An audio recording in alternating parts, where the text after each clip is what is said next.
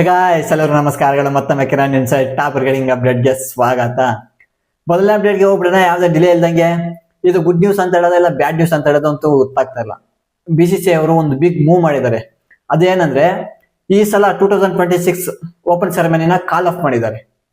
ಇದಕ್ಕೆ ರೀಸನ್ ಏನು ಅಂದ್ರೆ, ಎಲ್ಲರಿಗೂ ಗೊತ್ತಿರೋ ಹಾಗೆ RCB ಟ್ರೋಫಿ ವಿನ್ ಆಯ್ತು. ಟ್ರೋಫಿ ವಿನ್ ಆದ್ಮೇಲೆ ಆದಂತಹ ಇನ್ಸಿಡೆಂಟ್ ಎಲ್ಲ ನಿಮ್ಗೆಲ್ಲ ಗೊತ್ತು. ಸ್ಟಾಂಪೇಡ್ ಕೇಸ್ ಆಯ್ತು, 11 ಮೆಂಬರ್ಸ್ ಎಲ್ಲ ತೀರೋದ್ರಲ್ವಾ. ಅವ್ರಿಗೆ ಒಂಥರ ಗೌರವ ಕೊಡೋದಕ್ಕಾಗಿ ಏನ್ ಮಾಡ್ತಾ ಇದಾರೆ, ಓಪನ್ ಸೆರೆಮನಿನ ಕಾಲ್ ಆಫ್ ಮಾಡಿದ್ದಾರೆ.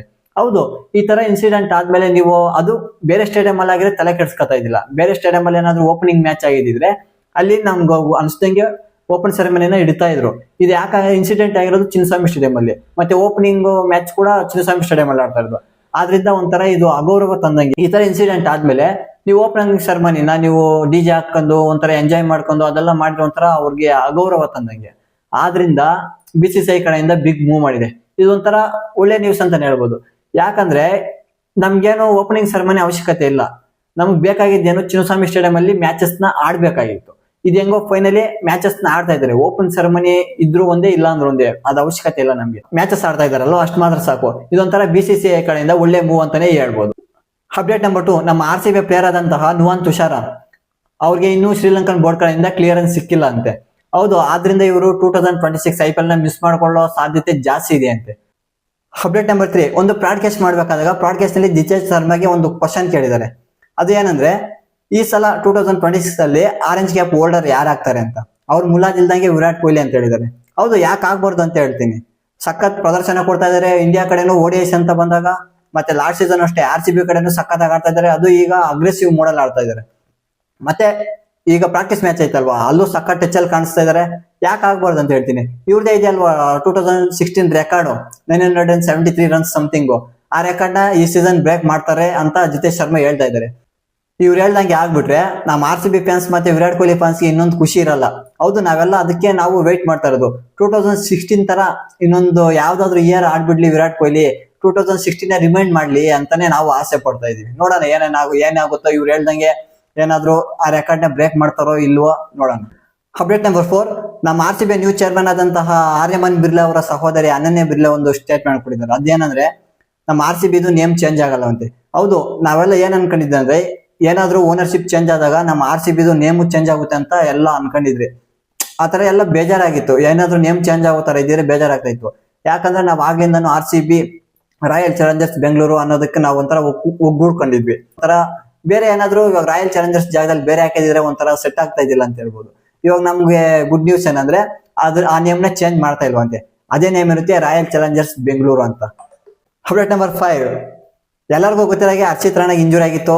ಆ ಇಂಜುರಿಯಿಂದ ಅವರು 2026 IPL ನಿಂದ ರೂಲ್ಡ್ ಔಟ್ ಆಗಿದ್ರಲ್ವಾ.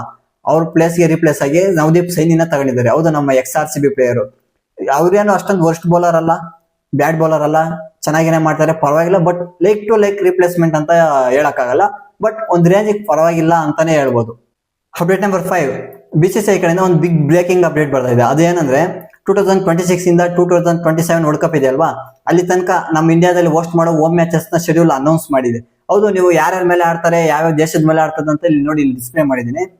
ವೆಸ್ಟ್ ಇಂಡೀಸ್ ಮೇಲೆ ಸೆಪ್ಟೆಂಬರ್ ಇಂದ ಅಕ್ಟೋಬರ್ 3 ODIs ಮತ್ತೆ 5 T20s ಆಡ್ತಾ ಇದ್ದಾರೆ. ಮತ್ತೆ ಶ್ರೀಲಂಕಾ ಮೇಲೆ ಡಿಸೆಂಬರ್ ಅಲ್ಲಿ 3 ODIs ಮತ್ತೆ 3 T20s ಅವ್ರ ಮೇಲೆ ಆಡ್ತಾ ಇದ್ದಾರೆ. ನೆಕ್ಸ್ಟ್ ಜಿಂಬಾಬ್ವೆ ಮೇಲೆ ಜನವರಿ 2027 ಅಲ್ಲಿ 3 ODI ಮ್ಯಾಚಸ್ ನ ಆಡ್ತಾ ಇದ್ದಾರೆ. ಹೌದು, ಇದು 15 ವರ್ಷ ಆದ್ಮೇಲೆ ಅಂತ ನಮ್ಮ ಇಂಡಿಯಾದಲ್ಲಿ ಇವರು ಹೋಮ್ ಸೀರೀಸ್ ಗೆ ಜಿಂಬಾಬ್ವೆ ಅವರು ಬರ್ತಾ ಇರೋದು, ನಡೆಸ್ತಾ ಇರೋದು. ನೆಕ್ಸ್ಟ್ ಜನವರಿಯಿಂದ ಮಾರ್ಚ್ 2027 ಗೆ 5 ಟೆಸ್ಟ್ ಮ್ಯಾಚಸ್ ಆಸ್ಟ್ರೇಲಿಯಾ ವಿರುದ್ಧ ಇಂಡಿಯಾ ಆಡ್ತಾ ಇದೆ. ಇಲ್ಲಿ ನೋಡಿ ಡಿಸ್ಪ್ಲೇ ಮಾಡಿದೀನಿ, ಇಂಡಿಯಾದಲ್ಲಿ ODI ಮ್ಯಾಚಸ್ ಯಾವ್ಯಾವ ಗ್ರೌಂಡ್ ಅಲ್ಲಿ ಆಡುತ್ತೆ ಅಂತ. ಇದರಲ್ಲಿ ಖುಷಿ ಆಗ್ತಿರೋ ವಿಚಾರ ಏನಂದ್ರೆ, 16 ಡಿಸೆಂಬರ್ ಸೆಕೆಂಡ್ ODI ಶ್ರೀಲಂಕಾ ವಿರುದ್ಧ ನಮ್ ಬೆಂಗಳೂರಲ್ಲಿ ಆಡ್ತಾ ಇದೆ. ಹೌದು, ನಮ್ ಬೆಂಗಳೂರಲ್ಲಿ ಮ್ಯಾಚ್ ಎಲ್ಲ ನಿಂತೋಗಿತ್ತು, ಯಾರು ಆಡಿಸ್ತಾ ಇದ್ದಿಲ್ಲ. ಇವಾಗ IPL ಸ್ಟಾರ್ಟ್ ಆಯ್ತು. ಈಗ ಇಂಟರ್ನ್ಯಾಷನಲ್ ಮ್ಯಾಚ್ ಸಹ ಬೆಂಗಳೂರಲ್ಲಿ ಆಗ್ತಾ ಇದೆ. ಇದೊಂಥರ ಖುಷಿ ಅಂತಾನೆ ಹೇಳ್ಬೋದು. ಅಪ್ಡೇಟ್ ನಂಬರ್ 7, ಇದೊಂಥರ RCB ಫ್ಯಾನ್ಸ್ ಗೆ ಖುಷಿ ಅಂತ ಹೇಳ್ಬೋದು.